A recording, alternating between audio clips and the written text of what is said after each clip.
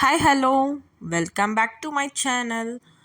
இன்றைக்கி நம்ம பார்க்க போகிற ஒரு டிஷ் என்னன்னு பார்த்தீங்கன்னா, சூப்பரான ஒரு வடை, அதோட காரசாரமான ஒரு சிக்கன் குழம்பு. இது பார்த்திங்கன்னா ராயல்சீமா அப்படின்னு சொல்லிட்டு ஆந்திராவில் அந்த ஊரில் செய்கிற பொங்கல் வந்துச்சுன்னா அந்த ஃபெஸ்டிவலுக்கு அடுத்த நாள் மாட்டு பொங்கல் அன்னைக்கு செய்கிற ஒரு டிஷ் தான் இது. இது என்ன சொல்லுவாங்கன்னா ராயலசீமா அலசந்தல வடை, அதுக்கப்புறம் சிக்கன் புலுசு சொல்லுவாங்க. வாங்க எப்படி செய்யுதுன்னு பார்க்கலாம். இந்த வாட்டி நான் ஊருக்கு வந்தப்போ எங்கள் சித்தி செஞ்சு கொடுத்தாங்க. அதுக்கான வீடியோ மேக்கிங் தான் எடுத்திருக்கேன். வாங்க எப்படி செய்யுதுன்னு பார்க்கலாம்.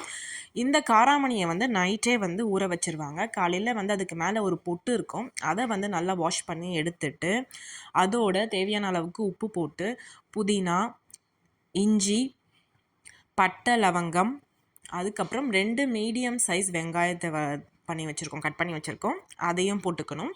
அதுக்கப்புறம் 15 பச்சை மிளகா, அதுக்கப்புறம் கொத்தமல்லி. என்னடா காரமாக இவ்வளோ பச்சை மிளகா போடுறாங்களே, காரமாக இருக்கும்னு நினைக்காதீங்க. இந்த வடை இந்த மசாலாவோட சேர்ந்துலாம் சாப்பிட்டா தான் சூப்பராக இருக்கும். காரமே இருக்காது.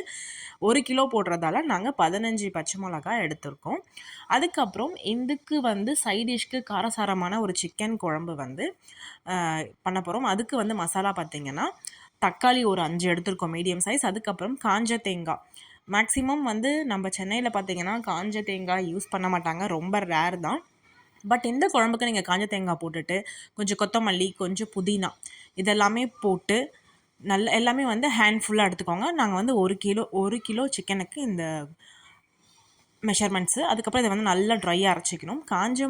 காஞ்ச தேங்காய் இல்லாதவங்க நீங்கள் பச்சை தேங்காய் கூட போட்டு பண்ணிக்கலாம். பட் எக்ஸாக்டான டேஸ்ட்டுனா காஞ்ச தேங்காய் தான் போட்டுக்கணும். ஸோ ட்ரை பண்ணிவிட்டு அதுக்கப்புறம் மிக்சியில் அரைச்சி எடுத்துகிட்டு குக்கரில் எண்ணெய் ஊற்றிட்டு கருவேப்பிலையை தாளிச்சிட்டு அதுக்கப்புறம் இந்த தாளிக்கிறதுக்கு பார்த்திங்கன்னா ஒரு மீடியம் சைஸ் 2 வெங்காயம் போட்டு நல்லா வதக்கிக்கிட்டோம். இது அந்த வடைக்கான குழம்பு ரெசிபி. வெங்காயம் போட்டு நல்லா வதங்கினதுக்கப்புறம் உப்பு போட்டுக்கோங்க. நல்லா இந்த வெங்காயம் ப்ரௌனிஷாக வதங்கணும். அதுக்கப்புறம் 1 கிலோ சிக்கனுக்கு 2 ஸ்பூன் இஞ்சி பூண்டு பேஸ்ட்டு நாங்கள் போட்டிருக்கோம். நல்லா எண்ணெயில் வறுக்க விட்டு நல்லா வெங்காயத்தில் மிக்ஸ் பண்ணி விடுங்க. வெங்காயம் எவ்வளோ கொஞ்சம் ப்ரௌன் ஆகுதோ அப்போ தான் அந்த குழம்பு ரொம்ப டேஸ்ட்டாக இருக்கும். இஞ்சி பூண்டு பேஸ்ட்டு நல்லா வதங்கினதுக்கப்புறம் நல்லா வாஷ் பண்ணி வச்சுருக்கேன் 1 கிலோ சிக்கனை இந்த மசாலாவில் போட்டுருங்க. போட்டுட்டு நல்லா கிளறி விடுங்க. வெங்காயம் நம்ம போட்டிருக்க இஞ்சி பூண்டு பேஸ்ட்டு எல்லாமே சிக்கனோட நல்லா மிக்ஸ் ஆகணும். அதுக்கப்புறம் 1/4 ஸ்பூன் மஞ்சத்தூள் போட்டுக்கோங்க. அதையும் போட்டுட்டு நல்லா மிக்ஸ் பண்ணி விட்டுக்கோங்க. இந்த சிக்கன் நல்லா அந்த மசாலாவோட நல்லா கோட் ஆகணும். அதுக்கப்புறம் தனியாத்தூள், வீட்டிலே அரைச்ச மிளகாத்தூள், அதுக்கப்புறம் சிக்கன் கபாப் மசாலா போட்டுக்கோங்க. இதெல்லாம் போட்டதுக்கப்புறம் தான் குழம்பு ரொம்ப டேஸ்ட்டாக இருந்துச்சு. ரொம்ப சிம்பிள் தான், டக்குன்னு பண்ணிடலாம். 1 கிலோவுக்கு 1 பேக்கெட் போட சொன்னாங்க. ஸோ அதையும் போட்டுட்டு நல்லா அந்த மசாலா மிக்ஸ் பண்ணி விட்டுக்கோங்க. நல்லா எல்லா சிக்கன்லையும் ஒட்டுற மாதிரி மிக்ஸ் பண்ணிவிட்டு நம்ம ஃபஸ்ட்டு அரைச்சி வச்சுக்கோ தக்காளி, கொத்தமல்லி, புதினா இதெல்லாமே அரைச்சிட்டு இதுலேயும் கொட்டிட்டு தேவையான அளவுக்கு அந்த மிக்ஸியை வாஷ் பண்ணி தண்ணியை ஊற்றிடுங்க. இந்த அளவுக்கு இருக்கணும். நல்லா ஊற்றிட்டு நல்லா மிக்ஸ் பண்ணி விட்டுட்டு இன்னும் கொஞ்சம் தண்ணினா கூட நீங்கள் மேலே ஊற்றிட்டு கொஞ்சம் புதினா கொத்தமல்லியை மேலே தூவி நல்லா மிக்ஸ் பண்ணி விட்டுட்டு நல்லா அந்த மசாலா ஃபுல்லாக அடியில் இருக்காமல் நல்லா மிக்ஸ் பண்ணிவிடுங்க. நல்லா இந்த அளவுக்கு தண்ணி ஊற்றி விட்டுட்டு அதுக்கப்புறம் நம்ம க்ளோஸ் பண்ணிடலாம். க்ளோஸ் பண்ணிவிட்டு 4 விசில் வச்சு எடுத்திங்கன்னா சூப்பரான சிக்கன் குழம்பு ரெடி ஆகிடும். அதுக்கப்புறம் வடைக்கு நாங்கள் போட்டு அனுப்பிச்சிருந்தோம். இதெல்லாம் வெளியே இங்கே அரைச்சி கொடுப்பாங்க கிரைண்டரில், வடைக்குனே ஸ்பெஷலாக. ஸோ அது மாதிரி அரைச்சி எடுத்துகிட்டு வந்துடணும். நம்ம நினைக்கிற மாதிரி இது உளுத்த மாவு நம்ம வடை போடுவோம் அந்த மாதிரி இருக்காதுங்க. திக்காக ரொம்ப ரொம்ப ஒரு மாதிரி சாஃப்டாக இருக்கும் இந்த வடை மாவு.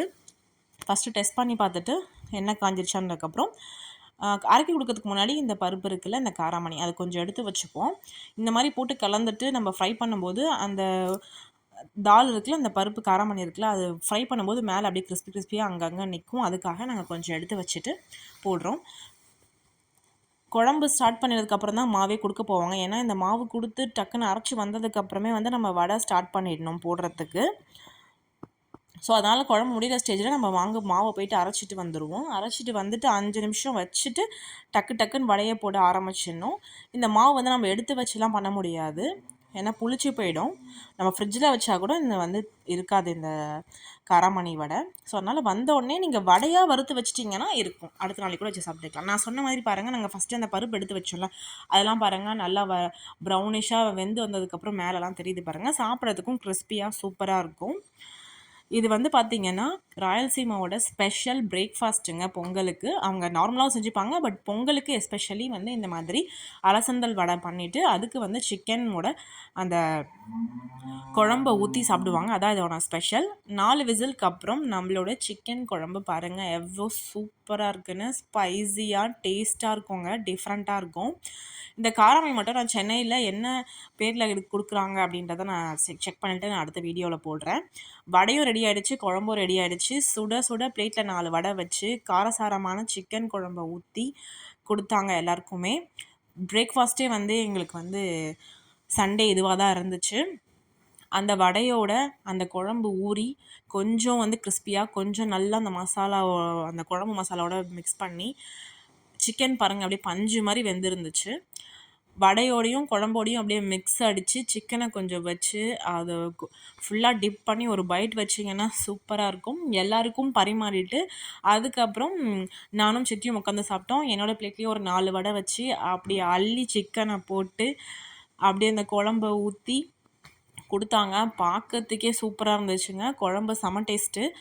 எப்போயோ ஒரு 4, 5, 6 இயர்ஸ் பேக் வந்து நாங்கள் பொங்கலுக்கு வந்தப்போ இந்த வடையை செஞ்சு கொடுத்தாங்க. அப்போ நாட்டுக்கோழி செஞ்சுருந்தாங்க.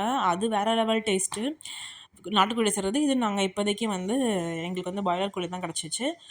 அந்த கிறிஸ்பியான ஒரு வடையை வந்து நல்லா அந்த குழம்புல ஊற வச்சு சிக்கன் பீஸை வச்சு ஒரு பைட் வச்சிங்கன்னா அப்படியே சுருன்னு செம டேஸ்ட்டாக இருக்கும். இந்த காம்பினேஷனை ட்ரை பண்ணி பார்த்துட்டு கமெண்ட் பண்ணுங்கள். தேங்க்ஸ் ஃபார் வாட்சிங். தேங்க்யூ.